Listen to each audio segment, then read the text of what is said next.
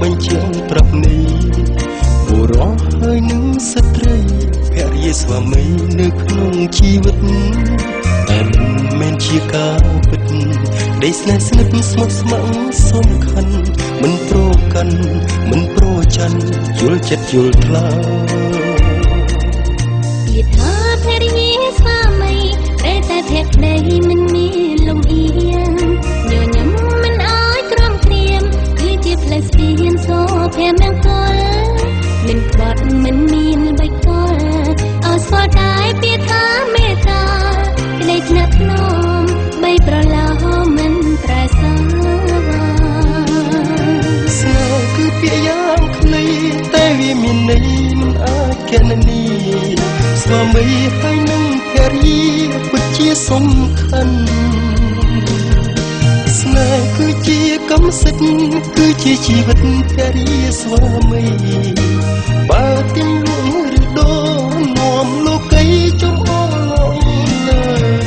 ពីស្វាមីភរិយាគឺជាមេគាសួនសួរឧត្ត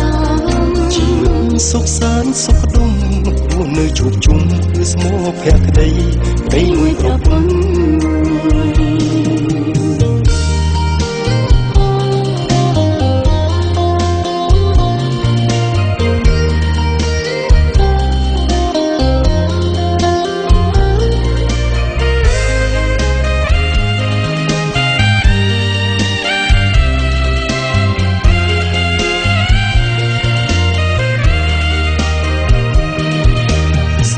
គឺពាក្យយ៉ាងខ្លីតែវាមានន័យមិនអាចកណនីស្វាមីហើយនឹងភរិយាពិតជាសំខាន់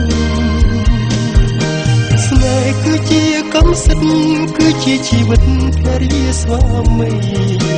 បើទីលួងឬដូរនាំលោកីចុំអឡឡើយស្នេហ៍គឺពាក្យយ៉ាងខ្លីតែវាមានន័យមិនអាចកណនី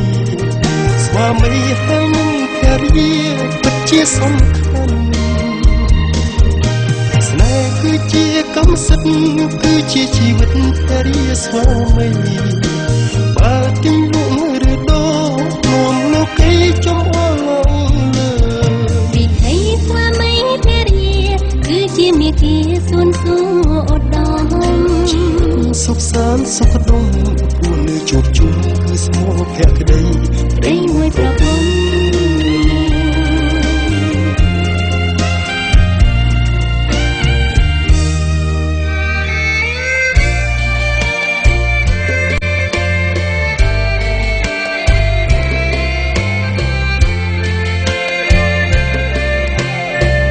ស្នេហ៍អើយស្នេហ៍បានជួបចិត្តស្នេហ៍នេះគឺស្នេហ៍ស្និទ្ធស្នេហ៍នេះពិនជាស្នេហ៍ភក្តីចានធ្លាក់មកហើយអូនណាយបងរីករាយក្រាយណែបនិតហារទេចាំថ្លៃនៅក្នុងហាត់ថាបើចិនព្រមចាក់មេថា